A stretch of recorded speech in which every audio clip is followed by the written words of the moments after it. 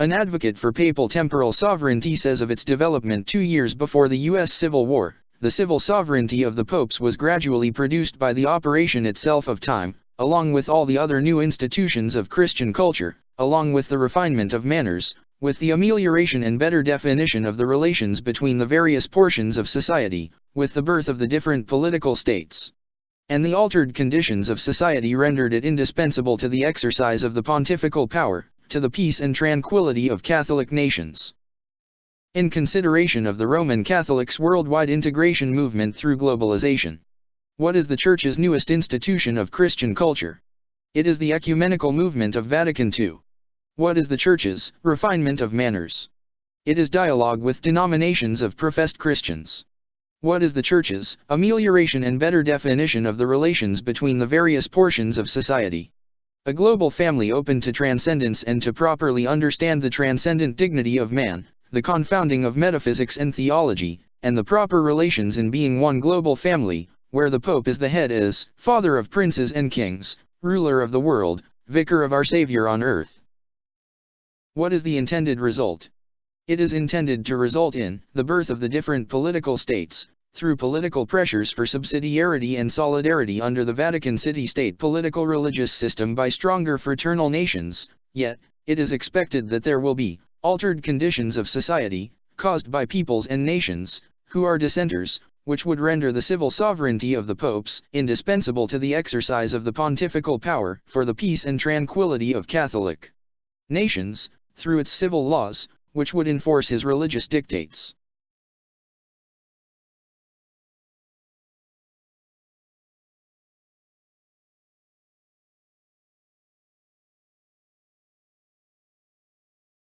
Accordingly, Benedict XVI says in his encyclical, Caritas in Veritate, a new trajectory of thinking is needed in order to arrive at a better understanding of the implications of our being one family. Interaction among the peoples of the world calls us to embark upon this new trajectory, so that integration can signify solidarity rather than marginalization. Thinking of this kind requires a deeper critical evaluation of the category of relation. This is a task that cannot be undertaken by the social sciences alone, insofar as the contribution of disciplines such as metaphysics and theology is needed if man's transcendent dignity is to be properly understood. What is a trajectory? Trajectory explains the force of velocity, an altitude necessary for an object, affected by gravitational pull, to travel a certain distance towards a target or goal.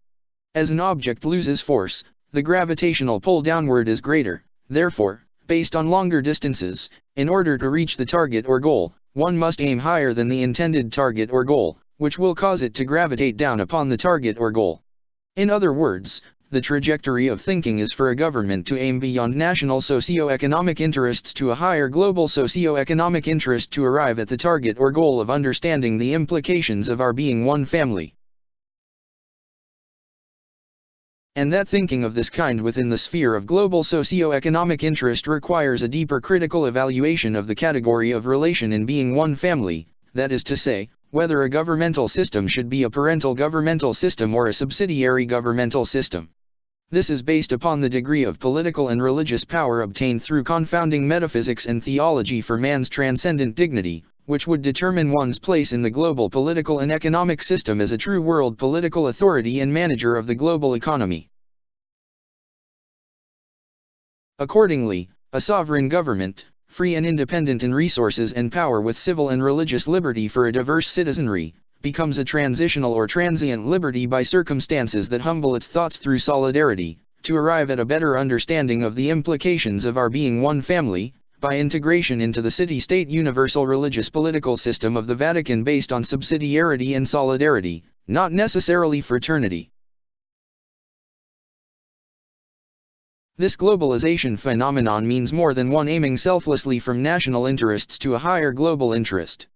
The goal of this globalization requires a sovereign nation or state to humble its thoughts, more so, to be humiliated by the power of solidarity, which, in its strength, is able to disappoint the pursuits of a self-sufficient nation when disagreeable with the pursuit of global solidarity. Yet, the target aimed for, or to arrive at by trajectory, is a restored papal city-state sovereignty over the Old World and expansion in the New World.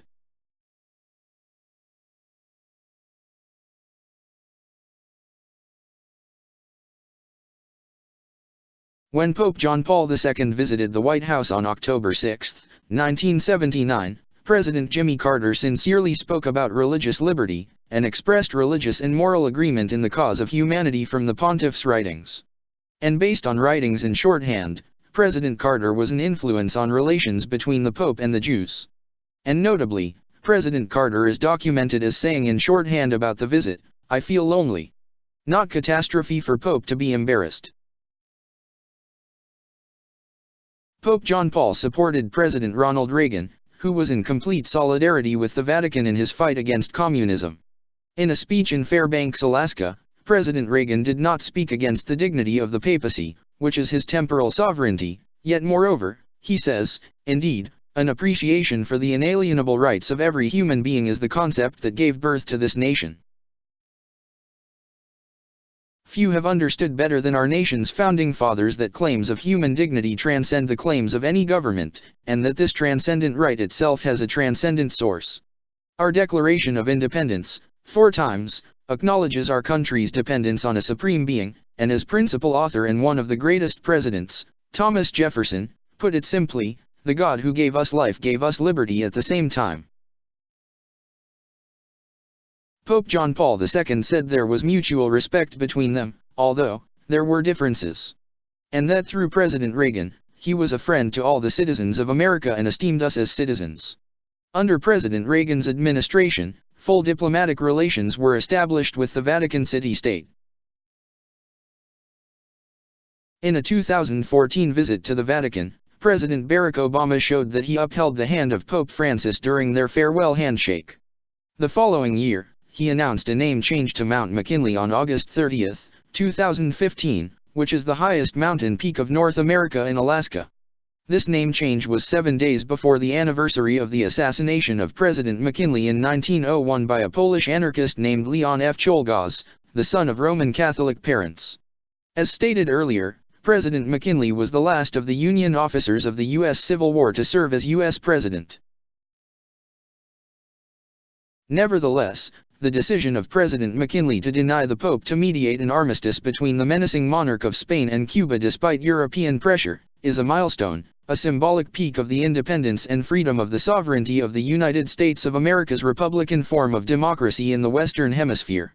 This is true in light of Roman Catholic Spain sinking a U.S. patrol boat on February 15 in 1898, which led to war with Spain, because it is the very month and day that Rome under the monarchy of Pope Pius VI was declared a republic by France 100 years before, upon also being demanded to renounce his temporal sovereignty.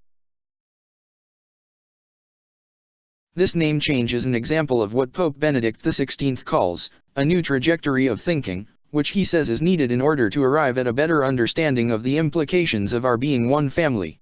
Accordingly, what appears to be a great political move in restoring relations with Cuba through papal mediation, seemingly a progression of cooperation in solidarity, is really by the timing, a trajectory aiming towards subsidiarity according to the worldwide integration movement of Roman Catholicism.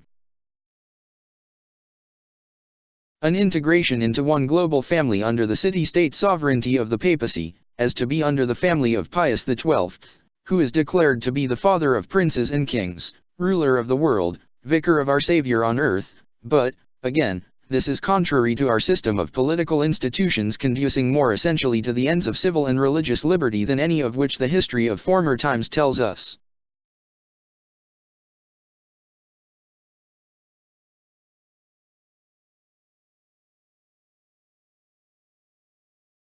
This is one of 4 images, which according to Christianity, naturally depict Michael the Archangel standing above the whirlwind or fear of Jehovah. This is similar in appearance to butternut squash, and its stage of growth. Gourds are also used to make musical instruments. The desired fruit of the city-state system of the Vatican through globalization is the concert of integrated nations and states and peoples under the true world political authority, who is also the manager of the global economy.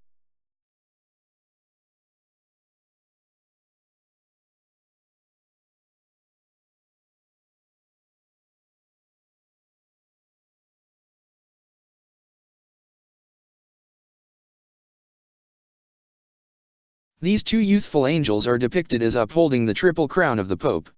And they may be depicted as young adults or childlike in other art as the angels who appeared at the resurrection of Jesus Christ. The two angels of the Baldachin of St. Peter are depicted as childlike, as children of wisdom.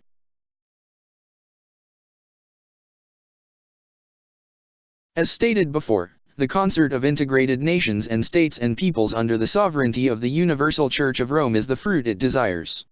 Accordingly, the 1563 Council of Trent says of the nature of this concert of desired fruits that the Roman Catholic monarchical jurisdictions and dominions are the possessions of the Roman Church, that a monarchy can be excommunicated and deprived of their jurisdiction or dominion, which they hold of the Church. The Council admonished secular princes of their duty, trusting that they, as Catholics, whom God hath willed to be the protectors of holy faith and Church, will grant that to the Church her own right be restored. And that officers, or inferior magistrates of princes render, conjointly with the princes themselves, due observance to the sacred constitutions of sovereign pontiffs and of councils. And it ordained and enjoins, that the sacred canons, and all the general councils, as also all other apostolic ordinances, published in favor of ecclesiastical persons, of the liberty of the Church, and against the violators thereof, all which it also renews by this present decree, be exactly observed by all men. And it admonishes the emperor, kings, republics, princes, and all in each of whatsoever state and dignity they be, that, the more bountifully they are adorned with temporal goods, and with power over others, the more religiously should they respect whatsoever is of ecclesiastical right, as belonging especially to God, and as being under the cover of his protection. The worldwide concerted effort of Roman Catholics is to bring all peoples, organizations, churches and nations, all pertaining to life and government under the city-state sovereignty of the papacy by subsidiarity, solidarity, and fraternity. Thereby, if the papacy obtains strength by some resourceful papal states, these under subsidiarity, solidarity, and fraternity will impose spiritual and political pressures on other states or nations, even resourceful nations and peoples.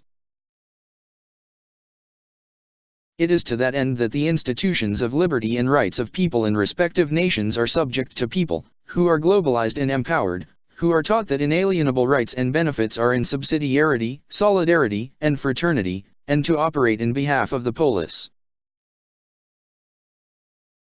Therefore, naturally, any dissenting voice of the global system of the polis will be subject to injustice under the liberty of respective nations through codes and networks of discrimination and abuses by denying and disparaging rights in order to subdue peoples, organizations, and institutions of nations and states under the polis. And this operation, especially through spiritual means, is characteristic of metaphysics by the potentiality of people, who are forces in the universal or sphere of nations and states, who work towards the actuality of papal states.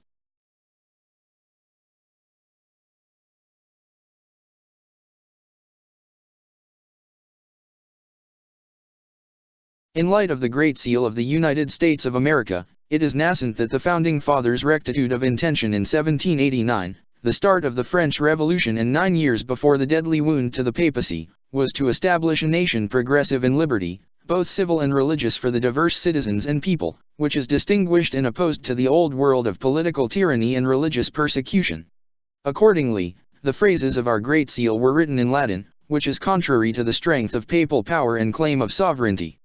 They say, "Annuit coeptis. Providence has favored our undertakings. Novus Ordo Seclorum. New order of the ages. E pluribus unum. Out of many one."